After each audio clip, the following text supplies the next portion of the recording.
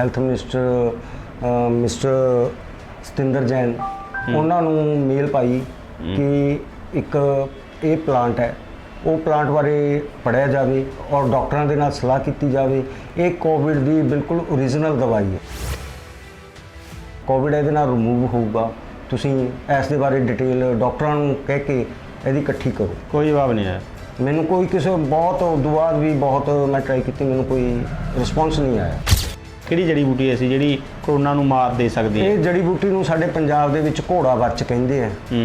English ਨੂੰ ਐਕੋਰਸ ਕੈਲਮਸ ਕਹਿੰਦੇ ਆ। ਕਿਸ ਤਰ੍ਹਾਂ ਦੀ ਸੀਗੀ ਉਹ ਜੜੀ ਬੂਟੀ? ਉਹ ਬਟ ਇੱਕ ਜਿਸ ਤਰ੍ਹਾਂ ਆਪਣੇ ਮੁਲੱਠੀ ਹੁੰਦੀ ਹੈ, ਮੁਲੱਠੀ ਟਾਈਪ ਦੀ ਇੱਕ ਗੰਢ ਜੀ ਸੀ। ਮੇਰੇ ਪਾਪਾ ਨੇ ਉਹਨੂੰ ਪੀਸਿਆ, ਪੀਸ ਕੇ ਮੇਰੀ ਦਾਦੀ ਨੇ ਕੁਨੀਨ ਦੀ ਅੱਧੀ ਗੋਲੀ ਲਿੱਤੀ, ਕੁਨੀਨ ਦੀ ਗੋਲੀ ਮੈਨੂੰ ਦਿੱਤੀ। ਅੱਧੇ ਘੰਟੇ ਬਾਅਦ ਮੈਨੂੰ ਬਚ ਦੇਤੀ ਤੇ ਮੇਰੇ ਤੇ ਕੰਬਲ ਦਿੱਤਾ। ਕਹਿੰਦੇ ਕਿ ਆਪਾਂ ਮੇਰੇ ਪਾਪਾ ਨੂੰ ਕਹਿੰਦੀ ਵੀ ਇਹਨੂੰ ਪਸੀਨਾ ਆਉਣ ਦਿਓ ਪੂਰਾ, ਤੇ ਜਦੋਂ ਪਸੀਨਾ ਆ ਗਿਆ ਇਹਨੂੰ ਮੁੜ ਕੇ ਕਹਿੰਦੀ ਜ਼ਿੰਦਗੀ 'ਚ ਕੋਈ ਬੁਖਾਰ ਨਹੀਂ ਹੋਣਾ। ਔਰ ਮੈਨੂੰ ਅੱਜ 32 ਸਾਲ 34 ਸਾਲ ਹੋ ਚੁੱਕੇ, ਮੈਨੂੰ ਬੁਖਾਰ ਹੀ ਨਹੀਂ। ਜਦੋਂ ਕੋਵਿਡ ਦੀ ਸਭ ਤੋਂ ਪਹਿਲੀ ਇੱਕ ਲਾਈਨ ਆਈ ਸੀ ਕਿ ਚਾਈਨਾ ਦੇ ਵੁਹਾਨ ਦੇ ਵਿੱਚ ਅਗਿਆਤ ਨਮੂਨੀਏ ਦਾ ਕੇਸ ਮਿਲਿਆ, ਇੱਕ ਲਾਈਨ ਦੀ ਇਹ ਖਬਰ ਸੀ, ਪਰ ਮੇਰੇ ਉਹ ਅੰਦਰ ਬਹਿ ਗਈ ਕਿ ਅਗਿਆਤ ਨਮੂਨੀਆ। ਔਰ ਜੇ ਅਗਿਆਤ ਲਿਖਿਆ ਨਮੂਨੀਆ ਪਤਾ ਹੈ, ਇਹਦੀ ਕਿਤੇ ਨਾ ਕਿਤੇ ਦਵਾਈ ਹੈ। ਉਹਨੇ ਆਯੂਸ਼ ਡਿਪਾਰਟਮੈਂਟ ਦੇ ਵਿੱਚ ਵੀ ਕੋਈ ਡਾਕਟਰ ਇੱਥੋਂ ਆਯੁਰਵੈਦ ਦੇ ਵਿੱਚ, ਮੈਂ ਉਹਨਾਂ ਕੋਲੇ ਵੀ ਗਿਆ। ਉਹ ਮੈਨੂੰ ਕਹਿੰਦੇ ਤੈਨੂੰ ਨੰਗਾ ਹੋ ਕੇ ਨੱਚਣਾ ਪਊਗਾ, ਜਾਂ ਤਾਂ ਨੰਗਾ ਹੋ ਕੇ ਨੱਚ ਲਾ, ਨਹੀਂ ਚੁੱਪ ਕਰਕੇ ਬਹਿ ਜਾ। ਜਦੋਂ ਤੂੰ ਇਹਦੇ ਬਾਰੇ ਪੇਟੈਂਟ ਬਾਰੇ ਜਾਂ ਇਹਦੇ ਬਾਰੇ ਲਿਖ ਕੇ ਭੇਜੇਂਗਾ, ਕਿਸੇ ਦੇ ਸਾਲੇ ਦੀ, ਕਿਸੇ ਦੇ ਜੀਜੇ ਦੀ, ਕਿਸੇ ਦੀ ਕੁਝ ਫੈਕਟਰੀਆਂ ਲੱਗ ਜਾਣਗੀਆਂ, ਤੂੰ ਝਾਕਦਾ ਰਹਿ ਜਾਏਗਾ। ਇੰਨੀ ਕੁ ਲਿੱਤੀ ਜੀ, ਇੱਕ ਛੋਲੇ ਦੇ ਦਾਣੇ ਜਿੰਨੀ ਹੈ, ਹੱਥ 'ਤੇ ਪਾਈ। ਇਸ ਤਰ੍ਹਾਂ ਖਾਣਾ? ਇਹ ਕੋਈ ਜ਼ਰੂਰੀ ਨਹੀਂ ਕਿ ਇਹਨੂੰ ਬੁਖਾਰ 'ਚ ਖਾਣਾ, ਉਹ ਖਾਣਾ ਜਦੋਂ ਤੁਹਾਨੂੰ ਲੱਗਦਾ ਤੁਹਾਡਾ ਗਲਾ ਭਾਰਾ ਹੋ ਗਿਆ, ਖਾਂਸੀ ਆ ਰਹੀ ਹੈ, ਜਾਂ ਸਾਡੇ ਰੇਸ਼ਾ ਬਣ ਗਿਆ, ਹੁਣ ਕਲਾਈਮੇਟ ਚੇਂਜ ਹੋ ਰਿਹਾ, ਨਾ ਹੱਡ ਗੋਡੇ ਸਾਡੇ ਨਰਮ ਹੋ ਰਹੇ, ਇੰਨੀ ਪਾਓ ਥੁੱਕ ਨਾਲ ਗਿੱਲੀ ਕਰੋ, ਅੰਦਰ ਲੰਘ ਗਈ, ਅਤੇ ਉਸ ਤੋਂ ਬਾਅਦ ਗਰਮ ਪਾਣੀ ਪੀ ਲਓ, ਉਬਲਦਾ। ਚਾਈਨਾ ਨੇ ਇਹੀ ਕੀਤਾ ਸੀ, 5 ਵਾਰ ਚਾਹ ਦਿੱਤੀ, 5 ਵਾਰ ਗਰਮ ਪਾਣੀ ਦਿੱਤਾ, ਕਹਿੰਦੇ ਸਾਡਾ ਕੋਵਿਡ ਪੇਸ਼ੈਂਟ ਠੀਕ ਹੋ ਗਿਆ। ਸਾਰਿਆਂ ਨੂੰ ਪਿਆਰ ਭਰੀ ਸਤਿ ਸ਼੍ਰੀ ਅਕਾਲ। ਮੈਂ ਸੁਰਿੰਦਰਪਾਲ ਸਿੰਘ। ਤੇ ਅਕਸਰ ਜਦੋਂ ਗੱਲ ਚੱਲਦੀ ਹੈ ਕਰੋਨਾ ਵਾਇਰਸ ਦੀ, 1 ਸਾਲ ਤੋਂ ਉੱਪਰ ਸਮਾਂ ਹੋ ਗਿਆ, ਪੂਰੀ ਦੁਨੀਆ ਇਸ ਤੋਂ ਪ੍ਰਭਾਵਿਤ ਹੋਈ ਹੈ, ਲੋਕਾਂ ਦੇ ਜਿਹੜੇ ਕਾਰੋਬਾਰ ਠੱਪ ਹੋਏ ਆ, ਕਈ ਜਾਨਾਂ ਵੀ ਗਈਆਂ। ਤੇ ਕਰੋਨਾ ਦੀ ਜਿਹੜੀ ਜਦੋਂ ਵੈਕਸੀਨ ਦੀ ਗੱਲ ਚੱਲਦੀ ਹੈ, ਸਰਕਾਰ ਵੱਲੋਂ ਤਾਂ ਇਹੀ ਕਿਹਾ ਜਾਂਦਾ ਵੀ ਵੈਕਸੀਨ ਦਾ ਜਿਹੜਾ ਟੀਕਾ ਤੁਸੀਂ ਲਵਾ ਲਓ, ਉਹਦਾ ਵੀ ਕੋਈ ਬਹੁਤਾ ਅਸਰ ਦਿਖਾਈ ਨਹੀਂ ਦੇ ਰਿਹਾ, ਕਿਉਂਕਿ ਜਿਨ੍ਹਾਂ ਦੇ ਵੈਕਸੀਨ ਲੱਗੀ ਹੈ ਉਹਨਾਂ ਨੂੰ ਵੀ ਕਰੋਨਾ ਪੋਜ਼ੀਟਿਵ ਹੋ ਜਾਂਦੇ ਆ। ਇਸ ਕਰਕੇ ਹਜੇ ਗੱਲ ਭੰਬਲ ਭੂਸੇ 'ਚ ਪਈ ਹੋਈ ਹੈ, ਤੇ ਸਰਕਾਰ ਵੀ ਕਈ ਜਿਹੜੇ ਦੇਸ਼ ਹਜੇ ਵੀ ਜਿਹੜੇ ਆਪਣਾ ਕਾਰੋਬਾਰ ਨਹੀਂ ਚਲਾ ਸਕੇ। ਤੇ ਅੱਜ ਅਸੀਂ ਬਠਿੰਡਾ 'ਚ ਪਹੁੰਚੇ ਹਾਂ ਤੇ ਅਮਨ ਜੈਨ ਜੀ ਸਾਡੇ ਨਾਲ ਨੇ। ਇਹਨਾਂ ਨੇ ਜਦੋਂ ਪਿਛਲੀ ਵਾਰ ਮਾਰਚ ਦੇ ਵਿੱਚ ਲੋਕਡਾਊਨ ਲੱਗਿਆ, ਉਸ ਤੋਂ ਬਾਅਦ ਅਪ੍ਰੈਲ ਦੇ ਵਿੱਚ ਜਿਹੜੀਆਂ ਆਪਣੀਆਂ ਸਰਕਾਰ ਦੀਆਂ ਵੱਡੀਆਂ ਸ਼ਖਸੀਅਤਾਂ ਹੈਗੀਆਂ, ਉਹਨਾਂ ਤੱਕ ਈਮੇਲ ਜ਼ਰੀਏ ਪਹੁੰਚ ਬਣਾਈ ਸੀਗੀ ਵੀ ਮੇਰੇ ਕੋਲ ਇਸ ਚੀਜ਼ ਦਾ ਹੱਲ ਹੈਗਾ। ਅਕਸਰ ਜਿਵੇਂ ਭਾਰਤ ਦੇ ਵਿੱਚ ਜੜੀ ਬੂਟੀਆਂ ਦੀ ਵੀ ਗੱਲ ਚੱਲਦੀ ਹੈ ਵੀ ਬਿਮਾਰੀਆਂ ਜੜੀ ਬੂਟੀਆਂ ਨਾਲ ਖਤਮ ਹੁੰਦੀਆਂ, ਉਸ ਤਰ੍ਹਾਂ ਦੀ ਅਸੀਂ ਗੱਲਬਾਤ ਸਾਂਝੀ ਕਰਾਂਗੇ ਅਮਨ ਜੈਨ ਜੀ ਨਾਲ। ਉਹਨਾਂ ਦਾ ਸਵਾਗਤ ਕਰਦੇ ਹਾਂ। ਤੁਹਾਡਾ ਸਵਾਗਤ ਹੈ। ਸਤਿ ਸ਼੍ਰੀ ਅਕਾਲ ਜੀ। ਅੱਛਾ, ਸਭ ਤੋਂ ਪਹਿਲਾਂ ਤੁਸੀਂ ਇਹ ਦੱਸੋ ਵੀ ਜਦੋਂ ਮਾਰਚ ਦੇ ਵਿੱਚ ਤੁਸੀਂ ਦੱਸਦੇ ਸੀ ਸਾਨੂੰ ਪਹਿਲਾਂ ਕੱਲ੍ਹ ਵੀ ਲੋਕਡਾਊਨ ਲੱਗਿਆ ਸੀ, ਅਤੇ ਅਪ੍ਰੈਲ ਦੇ ਵਿੱਚ ਤੁਸੀਂ ਕਿਹਦੇ ਨਾਲ ਗੱਲ ਕਰਨ ਜਾਈ? ਇਹ ਜੀ 4 ਅਪ੍ਰੈਲ 2020 ਨੂੰ ਜਦੋਂ ਲੋਕਡਾਊਨ ਪੀਰੀਅਡ ਦੇ ਵਿੱਚ ਸੀ, ਮੈਂ ਇਹ ਜੋ ਮੇਰੇ ਕੋਲ ਜੜੀ ਬੂਟੀ ਸੀ, ਮੈਂ S the government of Delhi health minister mister Satinder Jain ਉਹਨਾਂ ਨੂੰ ਮੇਲ ਪਾਈ ਕਿ ਇੱਕ ਇਹ ਪਲਾਂਟ ਹੈ, ਉਹ ਪਲਾਂਟ ਬਾਰੇ ਪੜ੍ਹਿਆ ਜਾਵੇ ਔਰ ਡਾਕਟਰਾਂ ਦੇ ਨਾਲ ਸਲਾਹ ਕੀਤੀ ਜਾਵੇ। ਇਹ ਕੋਵਿਡ ਦੀ ਬਿਲਕੁਲ ਓਰੀਜਨਲ ਦਵਾਈ ਹੈ। ਅਤੇ ਉਸ ਤੋਂ ਬਾਅਦ ਮੈਂ 15-16 ਤਰੀਕ ਦੇ ਨੇੜੇ ਇਹ 25/4 ਨੂੰ ਮੈਂ government of Delhi central government ਨੂੰ ਆਪਣੇ ਉਹਨਾਂ ਨੂੰ ਵੀ ਮੋਦੀ ਜੀ ਨੇ ਉੱਥੇ ਮੇਲ ਪਾਈ ਕਿ ਇਹ ਕੋਵਿਡ ਦੇ ਵਿੱਚ ਬਹੁਤ ਹੈਲਪਫੁਲ ਹੈ, ਕੋਵਿਡ ਇਹਦੇ ਨਾਲ ਰਿਮੂਵ ਹੋਊਗਾ, ਤੁਸੀਂ ਇਸ ਦੇ ਬਾਰੇ ਡਿਟੇਲ ਡਾਕਟਰਾਂ ਨੂੰ ਕਹਿ ਕੇ ਇਹਦੀ ਇਕੱਠੀ ਕਰੋ। ਕੋਈ ਜਵਾਬ ਨਹੀਂ ਆਇਆ ਮੈਨੂੰ, ਕੋਈ ਕਿਸੇ ਬਹੁਤ ਉਦੋਂ ਬਾਅਦ ਵੀ ਬਹੁਤ ਮੈਂ ਟਰਾਈ ਕੀਤੀ, ਮੈਨੂੰ ਕੋਈ ਰਿਸਪੌਂਸ ਨਹੀਂ ਆਇਆ। ਇਹ ਕਿਹੜੀ ਜੜੀ ਬੂਟੀ ਕਿਹੜੀ ਹੈਗੀ ਜਿਹੜੀ ਤੁਸੀਂ ਸੋਚਦੇ ਹੋ, ਤੁਹਾਡੇ ਮਨ 'ਚ ਕਿਸ ਤਰ੍ਹਾਂ ਖਿਆਲਾਤ ਬਣਦੇ ਆ ਵੀ ਆਹ ਜੜੀ ਬੂਟੀ ਹੈ ਇੱਕ ਬਹੁਤ ਵੱਡੀ ਬਿਮਾਰੀ ਹੈ ਜਿਹਨੇ ਪੂਰੀ ਦੁਨੀਆ ਨੂੰ ਪ੍ਰਭਾਵਿਤ ਕੀਤਾ? ਕਿਹੜੀ ਜੜੀ ਬੂਟੀ ਐਸੀ ਜਿਹੜੀ ਕਰੋਨਾ ਨੂੰ ਮਾਤ ਦੇ ਸਕਦੀ ਹੈ? ਇਹ ਜੜੀ ਬੂਟੀ ਨੂੰ ਸਾਡੇ ਪੰਜਾਬ ਦੇ ਵਿੱਚ ਘੋੜਾ ਵੱਚ ਕਹਿੰਦੇ ਆ। ਇੰਗਲਿਸ਼ ਨੂੰ ਐਕੋਰਸ ਕੈਲਮਸ ਕਹਿੰਦੇ ਆ, ਔਰ ਸਵੀਟ ਫਲੈਗ ਕਿਹਾ ਜਾਂਦਾ ਇਹਨੂੰ। ਇਹ ਤਿੰਨ ਤਰ੍ਹਾਂ ਦੀ ਇਹਦੀ ਬਰੀਡ ਹੈ। ਇੱਕ ਆਪਣੇ ਏਸ਼ੀਆ ਦੇ ਵਿੱਚ ਹੁੰਦੀ ਹੈ, ਇੱਕ ਇਹ ਈਰਾਨ ਦੇ ਵਿੱਚ ਹੈ, ਇੱਕ ਯੂਰੋਪੀਅਨ ਕੰਟਰੀਜ਼ ਦੇ ਵਿੱਚ ਹੁੰਦੀ ਹੈ। 1967 ਦੇ ਵਿੱਚ FDA ਨੇ ਇਸ ਦੇ ਉੱਪਰ ਯੂਰੋਪੀਅਨ ਕੰਟਰੀਜ਼ ਦੇ ਵਿੱਚ ਜਿਹੜਾ ਬੂਟਾ ਹੁੰਦਾ ਸੀ ਉਹਦੇ 'ਚ ਕੁਝ ਪੋਇਜ਼ਨ ਸੀ ਤਾਂ ਉਹਨੂੰ ਬੈਨ ਕਰਤਾ ਸੀ। ਉਹ ਬੈਨ ਕਰਨ ਦੇ ਕਾਰਨ ਕੁਝ ਦੇਸ਼ਾਂ ਨੇ ਕੁਝ ਜੈਵਿਕ ਹਥਿਆਰ ਬਣਾਏ, ਉਹ ਇਸ ਚੀਜ਼ ਦਾ ਬੇਸ ਬਣਾ ਲਿਆ ਉਹਨਾਂ ਨੇ। ਇਹ ਦਵਾਈ ਨੂੰ ਬੇਸ ਬਣਾ ਲਿਆ ਕਿਉਂਕਿ ਇੱਕ ਸ਼ੋਅ ਹੁੰਦਾ ਸੀ ਕਿ ਇਸ ਦੇ ਉੱਤੇ ਬੈਨ ਲੱਗਿਆ ਹੋਇਆ।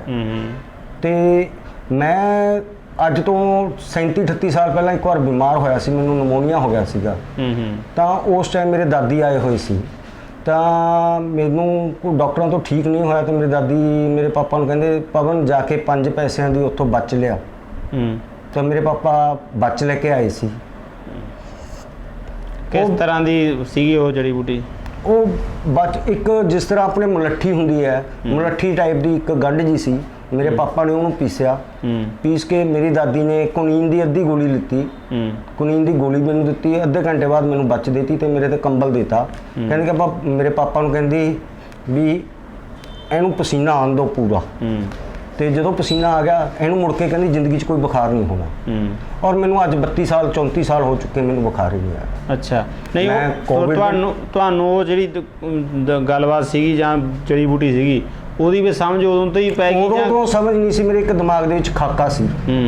ਤਾਂ ਮਾਰਚ ਦੇ ਮਹੀਨੇ ਦੇ ਵਿੱਚ ਇੱਕ ਦਿਨ ਮੈਂ ਆਪਦਾ ਜੋਤ ਬੱਤੀ ਕਰਕੇ ਹਟਿਆ ਤਾਂ ਟੀਵੀ ਦੇ ਉੱਤੇ ਖਬਰ ਆ ਰਹੀ ਸੀ ਕਿ ਚਾਈਨਾ ਹੁਣ ਆਯੁਰਵੈਦ ਦੀ ਸ਼ਰਨ 'ਚ ਜਾਊਗਾ। ਮੇਰੇ ਅੰਦਰ ਇੱਕੋ ਦਮ ਕੋਈ ਝੂਰੀ ਮੂਰੀ ਹੋਈ ਵੀ ਇਹਦਾ ਹੱਲ ਤਾਂ ਆਯੁਰਵੈਦ 'ਚ ਹੈ।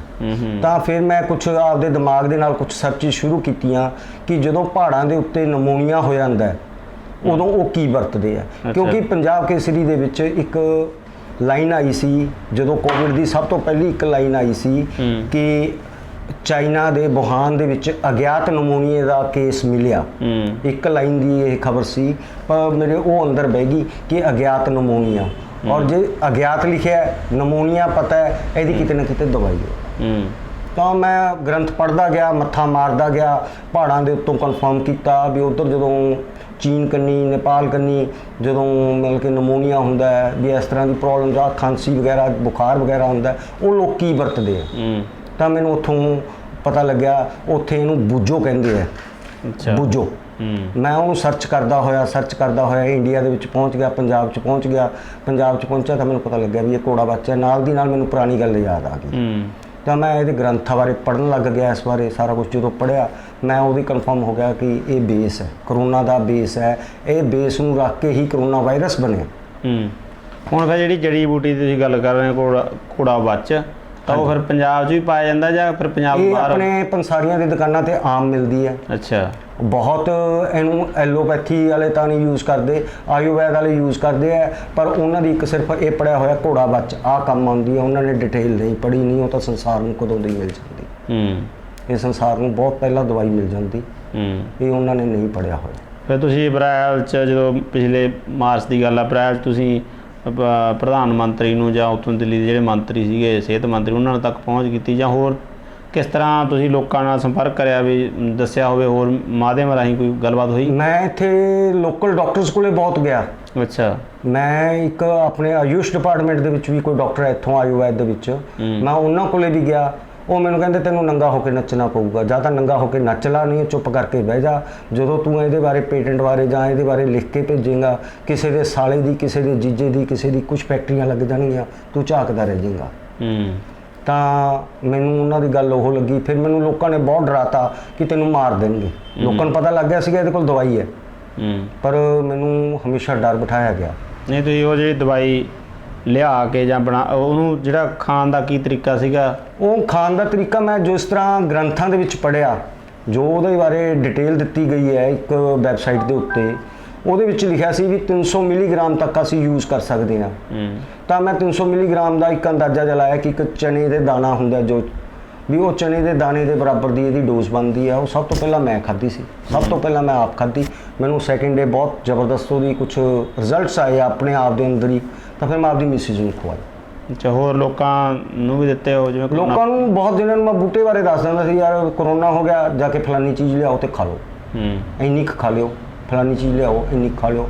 ਔਰ ਬਹੁਤ ਦੁਨੀਆ ਹਿੰਦੁਸਤਾਨ ਦੇ ਵਿੱਚ ਬਹੁਤ ਦੂਰ ਦੂਰ ਤੱਕ ਜਿਨ੍ਹਾਂ ਨੂੰ ਮਾੜਾ ਮੋਟਾ ਪਤਾ ਲੱਗਿਆ ਮੈਨੂੰ ਉਹਨਾਂ ਨੇ, ਪਰ ਮੇਰੀ ਬਾਹ ਫੜ ਕੇ ਕੋਈ ਕਿਸੇ ਨੇ ਅਗਾਂਹ ਨਹੀਂ ਲੈ ਕੇ ਗਿਆ ਕਿ ਇਹ ਦਵਾਈ ਸੰਸਾਰ ਨੂੰ ਪਤਾ ਲੱਗੇ। ਹਰ ਕਿਸੇ ਨੂੰ ਆਈ ਸੀ ਮੈਂ ਠੀਕ ਹੋ ਗਿਆ, ਮੇਰਾ ਪਰਿਵਾਰ ਠੀਕ ਹੋ ਗਿਆ, ਓਕੇ। ਨਹੀਂ, ਜਿਹੜੀ ਦਵਾਈਆਂ ਦੀਆਂ ਹੁਣ ਵੈਕਸੀਨ ਲੱਗ ਰਹੀ ਹੈ, ਡੋਜ਼ ਲੱਗ ਰਹੀ ਹੈ, ਵੱਖੋ ਵੱਖਰੀ ਕੰਪਨੀਆਂ ਹੈਗੀਆਂ। ਚਾਈਨਾ 'ਚ ਕੋਈ ਹੋਰ ਲਾ ਰਿਹਾ, ਅਮਰੀਕਾ 'ਚ ਕੁਝ ਹੋਰ, ਜਿਵੇਂ ਹੁਣ ਭਾਰਤ 'ਚ ਵੀ ਲੱਗ ਰਹੀ, ਇੱਥੇ ਵੀ ਕਹਿੰਦੇ 2 ਲੱਗ ਰਹੀਆਂ। ਤਾਂ ਇਹਦੇ 'ਚ ਇਹ ਦਵਾਈ ਨੂੰ ਤੁਸੀਂ ਕਿਵੇਂ ਦੇਖਦੇ ਹੋ? ਦੇਖੋ ਜੀ, ਉਹ ਮੈਡੀਕਲੀ ਲਾਈਨ ਦੇ ਆਪਦੇ ਸਿਸਟਮ ਹੈ, ਉਹ ਉਹਨਾਂ ਦੀ ਸਮਝ ਦੇ ਮੁਤਾਬਿਕ ਹੈ, ਪਰ ਮੇਰੀ ਸਮਝ ਮੇਰੇ ਮੁਤਾਬਿਕ ਕੁਝ ਹੋਰ ਹੈ। ਮੈਂ ਇਹ ਸਮਝਦਾ ਕਿ ਇਨਸਾਨ ਨੂੰ ਕਦੇ ਬੁਖਾਰ ਹੀ ਨਹੀਂ ਹੁੰਦਾ ਇੱਕ ਨਮੂਨੀਏ ਤੋਂ ਸਿਵਾਏ। ਜੇ ਇਨਸਾਨ ਨੂੰ ਕੋਈ ਬੁਖਾਰ ਚੜਿਆ ਉਹਦੇ ਅੰਦਰ ਕੋਈ ਜ਼ਹਿਰ ਗਈ ਹੈ, ਔਰ ਜ਼ਹਿਰ ਗਈ ਹੈ ਤਾਂ ਆਮ ਇੱਕ ਗੱਲ ਹੈ, ਕਹਿੰਦਾ ਜ਼ਹਿਰ ਨੂੰ ਜ਼ਹਿਰ ਮਾਰਦੀ ਹੈ। ਤੇ ਇਹਦੇ ਵਿੱਚ ਉਹ ਚੀਜ਼ ਹੈ, ਔਰ ਇਸ ਚੀਜ਼ ਨੂੰ ਤਾਂ ਸਾਬਿਤ ਡੋਨਾਲਡ ਟਰੰਪ ਨੇ ਵੀ ਕੀਤਾ। ਟਰੰਪ ਨੇ ਜਦੋਂ ਪਹਿਲੀਆਂ ਸਟੇਟਮੈਂਟਾਂ ਦਿੱਤੀਆਂ ਕਿ कोरोना का इलाज कुनीन से निकलेगा, संसार ਨੂੰ कुछ नहीं पता लग गया। उन्हें दूजी स्टेटमेंट देती उस बाद कि इसका इलाज गठिया की दवा से निकलेगा। संसार ਦੇ ਵਿੱਚ ਕਿਸੇ ਦੀ ਖੋਪੜੀ ਕੰਮ ਨਹੀਂ ਕੀਤੀ, ਇਹ ਬੰਦਾ ਸਟੇਟਮੈਂਟ ਕਿਵੇਂ ਦੇਈ ਜਾਂਦਾ। ਉਦੋਂ ਬਾਅਦ ਉਹਨੇ ਸਟੇਟਮੈਂਟ ਦਿੱਤੀ ਇਹ ਜੂਆ ਮਾਰਨ ਵਾਲੀ ਦਵਾਈ ਦੇ ਵਿੱਚੋਂ ਨਿਕਲੂ। ਫਿਰ ਕਿਸੇ ਦੀ ਖੋਪੜੀ ਨੇ ਕੰਮ ਨਹੀਂ ਕੀਤਾ ਵੀ ਇਹ ਬੰਦਾ ਸਟੇਟਮੈਂਟ ਕਿਉਂ ਦੇ ਰਿਹਾ, ਇਹਨੂੰ ਦਵਾਈ ਦਾ ਪਤਾ ਹੈ। ਉਹਨੇ ਚੌਥੀ ਸਟੇਟਮੈਂਟ ਦਿੱਤੀ ਇਹ ਕੀਟਨਾਸ਼ਕ ਚੋਂ ਨਿਕਲੂ। ਮੈਨੂੰ ਪਤਾ ਸੀ, ਮੈਂ ਉਹ ਗ੍ਰੰਥ ਪੜ੍ਹ ਚੁੱਕਿਆ ਸੀ, ਮੈਂ ਦਵਾਈ ਦੀ ਡਿਟੇਲ ਬਹੁਤ ਪਹਿਲਾਂ ਕੱਢ ਚੁੱਕਿਆ ਸੀ। ਮੈਂ ਹੱਸਦਾ ਹੁੰਦਾ ਸੀ ਕਿ ਇਹਨੂੰ ਦਵਾਈ ਦਾ ਪਤਾ।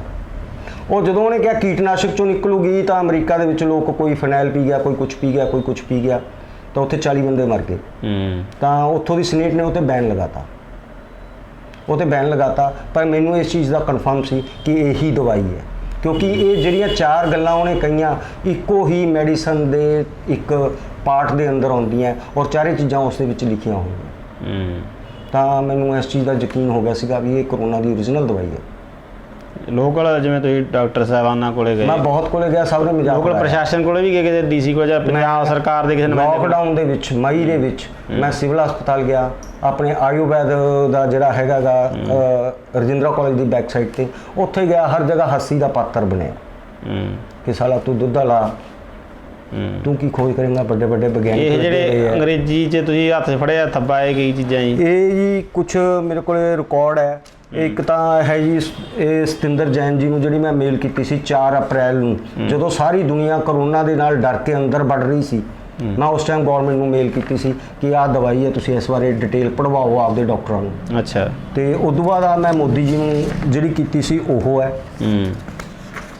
ਆ ਮੇਰੇ ਕੋਲੇ ਇੱਕ ਜਿਹੜਾ ਇਸ ਦਵਾਈ ਦੇ ਬਾਰੇ ਹੈ, ਇਸ ਦਵਾਈ ਦੇ ਬਾਰੇ ਤਾਂ ਮੈਂ ਸਾਰੇ ਸੰਸਾਰ ਨੂੰ ਦੱਸ ਦਿੰਦਾ ਅੱਜ ਕਿ ਤੁਸੀਂ ਗੂਗਲ ਦੇ ਉੱਤੇ ਜਾਓ, ਗੂਗਲ ਦੇ ਉੱਤੇ ਉੱਥੇ ਇੱਕ ਮਾਈਕ ਔਨ ਕਰਕੇ ਇਹ ਬੋਲੋ ਕਿ ਬਚ ਕੇ ਲਾਜਵਾਬ 33 ਫਾਇਦੇ mybapuji.com, ਤੁਹਾਡੇ ਅੱਗੇ ਖੁੱਲ੍ਹ ਜੂਗਾ। ਉਹਦੇ ਵਿੱਚ 33 ਬਿਮਾਰੀਆਂ ਦੇ ਉੱਤੇ ਬਚ ਕਿੱਥੇ ਕਿੱਥੇ ਕੰਮ ਕਰਦੀ ਹੈ ਲਿਖਿਆ ਹੋਇਆ ਹੈ। ਤੇ ਔਰ ਕਰੋਨਾ ਦੇ ਅੰਦਰ ਜਿੰਨੀਆਂ ਬਿਮਾਰੀਆਂ ਅੱਜ ਤੱਕ ਆਈਆਂ ਉਹ ਸਾਰੀਆਂ ਦਾ ਨਾਮ ਉਹਦੇ ਵਿੱਚ ਹੈ, ਔਰ ਜਿਹੜੀਆਂ ਆ 4 ਸਟੇਟਮੈਂਟਾਂ ਟਰੰਪ ਨੇ ਦਿੱਤੀਆਂ ਇਹ ਵੀ ਉਹਦੇ ਵਿੱਚ ਹੈ। ਇਹ ਜਿਹੜੀ ਦਵਾਈ ਬਾਰੇ ਟੋਟਲ ਡਿਟੇਲ 'ਚ ਦੱਸਿਆ ਹੋਇਆ ਇਹ ਕਾਹਦੇ ਕੰਮ ਕਰਦੀ ਹੈ? ਮਿਰਗੀ ਵਾਸਤੇ ਕੰਮ ਕਰਦੀ ਹੈ ਇਹ ਜੀ।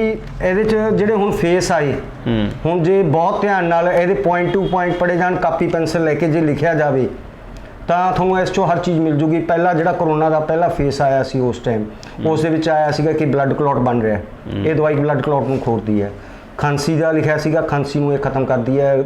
ਜ਼ੁਕਾਮ ਦਾ ਲਿਖਿਆ ਸੀ ਵੀ ਜ਼ੁਕਾਮ ਦੇ ਲੱਛਣ ਆਉਂਦੇ ਆ ਤਾਂ ਜ਼ੁਕਾਮ ਨੂੰ ਵੀ ਖਤਮ ਕਰਦੀ। ਬੁਖਾਰ ਦਾ ਲਿਖਿਆ ਸੀ ਜਿਹੜੀ ਕਿਸੇ ਦਵਾਈ ਤੋਂ ਨਹੀਂ ਟੁੱਟਦੀ ਪਈ, ਐਸ ਤੋਂ ਟੁੱਟ ਰਹੀ, ਉਹਦੇ ਬਾਰੇ ਲਿਖਿਆ ਵਿਸ਼ਮ ਜਵਾਰ। ਇਹ ਸਾਰਾ ਕੁਛ ਇਸ ਦੇ ਵਿੱਚ ਲਿਖਿਆ ਹੋਇਆ। ਉਹ ਪਹਿਲਾ ਫੇਸ ਸੀ। ਉਦੋਂ ਬਾਅਦ ਸੈਕਿੰਡ ਫੇਸ ਆਇਆ ਮਾਰਚ ਦੇ ਵਿੱਚ, 25-26 ਫਰਵਰੀ ਨੂੰ ਜਦੋਂ ਗਰਮੀ ਮਾੜੀ ਜੀ ਸਟਾਰਟ ਹੋਈ। ਉਸ ਟਾਈਮ ਇਹ ਆਪਣੇ ਹੋ ਗਿਆ ਸੀ ਕਿ ਲੋਕਾਂ ਦੇ ਸਾਹ ਬੰਦ ਹੋਣ ਲੱਗ ਗਏ, ਆਕਸੀਜਨ ਚੜਾ, ਇਹ ਚੜਾ, ਸਟੇਰਾਇਡ ਲਾ ਡਾਕਟਰ ਇਹ ਕਰ ਰਹੇ ਸੀ।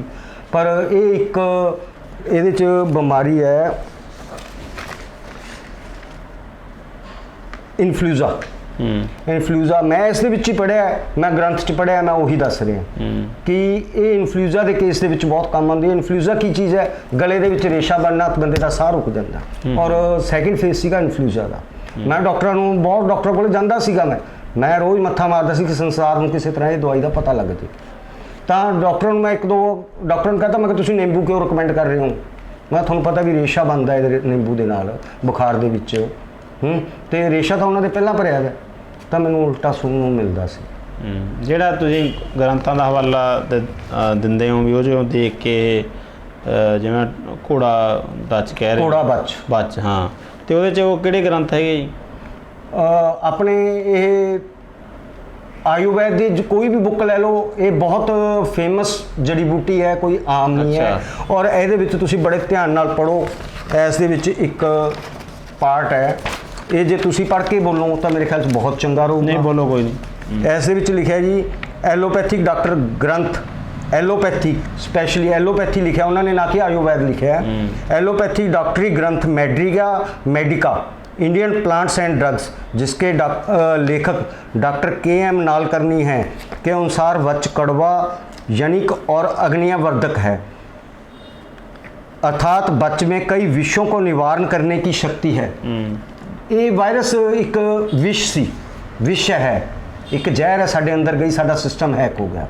जो ना ये लाइन मैं इस भी पढ़ी कि ये जहर को ख़त्म करती है, ये एक्चुअली अपने जमालघोटे की पॉइजन है, ਜਿਹੜਾ ਕਰੋਨਾ ਵਾਇਰਸ ਦੀ ਅਸੀਂ ਕਹਿੰਦੇ ਆ, ਇਹ ਜਮਾਲਘੋਟੇ ਦੀ ਪੋਇਜ਼ਨ ਹੈ, ਉਸ ਤੋਂ ਇਹ ਵਾਇਰਸ ਬਣਿਆ ਤੇ ਆ ਇਸ ਦੇ ਵਿੱਚ ਬੜਾ ਸਾਫ਼ ਲਿਖਿਆ ਵੀ ਇਹ ਵਿਸ਼ਵ ਨੂੰ ਖਤਮ ਕਰਦੀ है।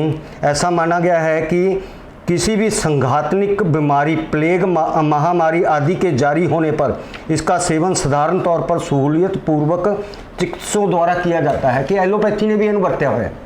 ਨਹੀਂ ਤੁਸੀਂ ਕੀ ਮੰਨਦੇ ਹੋ ਵੀ ਜਿਹੜੀ ਦਵਾਈ ਉਹ ਆਯੁਰਵੈਦਿਕ ਹੈਗੀ ਹੈ, ਬੂਟੀ ਹੈਗੀ ਜਿਹੜੀ, ਹਾਂਜੀ, ਉਹਨੂੰ ਕਿੰਨੇ, ਜਿਵੇਂ ਹੁਣ ਇਹ ਕਹਿੰਦੇ ਸੀ ਲਹਿਰਾਂ ਆਉਣੀਆਂ ਜੀ, ਪਹਿਲੀ ਲਹਿਰ ਆ ਗਈ, ਦੂਜੀ ਆ ਗਈ, ਹੁਣ ਚੌਥੀ ਆਉਣੀ ਹੈ, ਤੀਜੀ ਲਹਿਰ ਬਾਰੇ ਜਿਹੜਾ ਵੇਰਵਾ ਕਿ ਬੱਚਿਆਂ ਨੂੰ ਇਹ ਲਹਿਰ ਆਊਗੀ, ਹਾਂ, ਉਹਦੇ 'ਚ ਕਿੰਨਾ ਕੁ ਬਰਤਨਾਂ ਦੀ ਮਾਤਰਾ ਕੀ ਹੋਊਗੀ ਬਰਤਨਾਂ ਦੀ, ਉਹ ਇਹਦੇ ਵਿੱਚ ਉਹਨਾਂ ਨੇ ਹਰ ਸਿਸਟਮ ਲਿਖਿਆ ਹੋਇਆ। ਉਹ ਤੀਜੀ ਲਹਿਰ ਬਾਰੇ ਵੀ ਇਸ ਦੇ ਵਿੱਚ ਲਿਖਿਆ ਹੋਇਆ ਹੈ, ਤੁਸੀਂ ਇਸ ਚੀਜ਼ ਨੂੰ ਪੜ੍ਹ ਸਕਦੇ ਹੋ, ਸਾਰਾ ਸੰਸਾਰ ਇਸ ਚੀਜ਼ ਨੂੰ ਪੜ੍ਹ ਸਕਦਾ ਹੈ ਕਿ ਬੱਚਿਆਂ ਨੂੰ ਇੱਕ ਮਿਰਗੀ ਦੇ ਦੌਰੇ ਦੀ ਤਰ੍ਹਾਂ ਆਊਗਾ, ਫਲੀਟਸ ਆਉਣਗੇ ਉਹਨਾਂ ਨੂੰ, ਮਤਲਬ ਕਿ ਇਸ ਤਰ੍ਹਾਂ ਉਹ ਬੇਹੋਸ਼ੀ ਆਊਗੀ, ਉਹਨਾਂ ਨੂੰ ਤੇਜ਼ ਟੈਂਪਰੇਚਰ ਆਊਗਾ। ਉਹ ਏਜ ਵੀ ਲਿਖੀ ਹੋਈ ਹੈ, 5 ਸਾਲ ਤੋਂ ਥੱਲੇ, 5 ਸਾਲ ਤੋਂ ਉੱਪਰ, ਉਹਨਾਂ ਨੇ ਬੜਾ ਡਿਟੇਲ ਦੇ ਵਿੱਚ ਇਸ ਬੁੱਕਸ ਦੇ ਵਿੱਚ ਮਤਲਬ ਕਿ ਇਸ ਦੇ ਵਿੱਚ ਲਿਖਿਆ ਹੋਇਆ ਕਿ ਉਹ ਥਰਡ ਫੇਜ਼ ਸੀ। ਮੈਂ ਬਹੁਤ ਪਹਿਲਾਂ ਵਾਰਨ ਕਰਤਾ ਸੀ, ਮੀਡੀਆ ਦੇ ਵਿੱਚ ਤਾਂ ਬਹੁਤ ਪਹਿਲਾਂ ਆਇਆ, ਬਾਅਦ 'ਚ ਆਇਆ ਕਿ ਬੱਚਿਆਂ ਦੇ ਵਿੱਚ ਬਿਮਾਰੀ ਆਊਗੀ।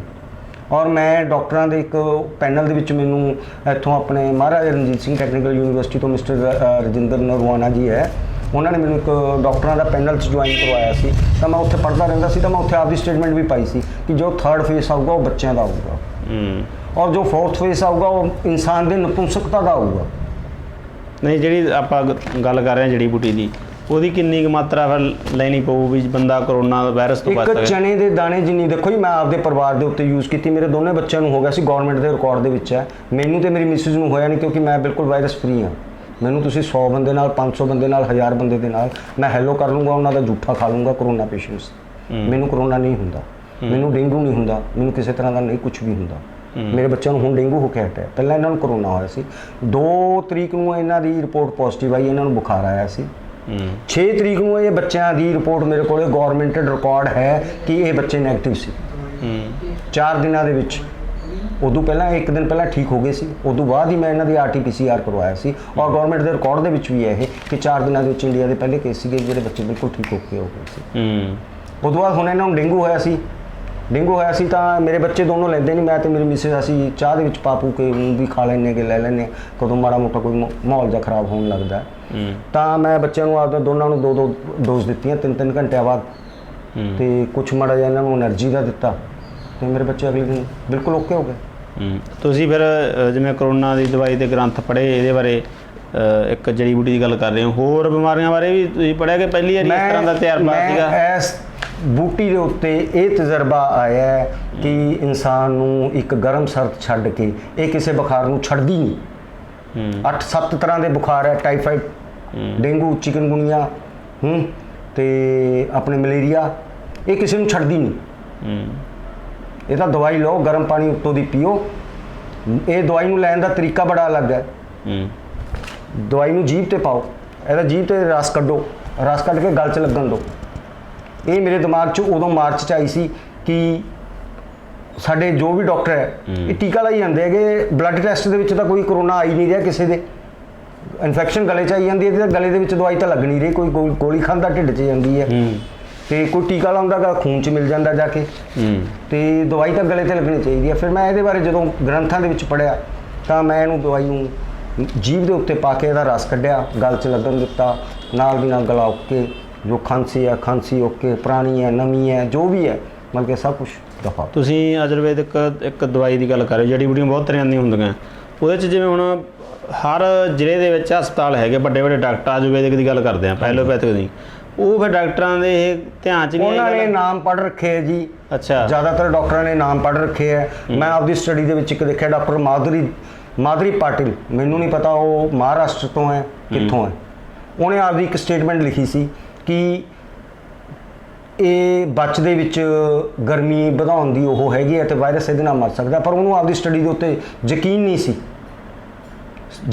ਨੈਕਸਟ ਡੇ ਉਹਦੇ ਹੋਰ ਚੈਪਟਰ ਚਾਲੂ ਹੋ ਗਏ, ਹੋਰ ਰਿਟਨ 'ਚ ਚਾਲੂ ਹੋ ਗਿਆ, ਇਹ ਚੈਪਟਰ ਨੂੰ ਭੁੱਲ ਗਏ ਉਹ। ਮੈਨੂੰ ਸੀ ਵੀ ਇਹ ਲੇਡੀਜ਼, ਇਹ ਡਾਕਟਰ ਇਹ ਪ੍ਰੈਜ਼ੈਂਟ ਕਰੂਗੀ ਵਰਡ ਅੱਗੇ ਕਿ ਕਰੋਨਾ ਦੀ ਦਵਾਈ ਇਹ ਹੈ।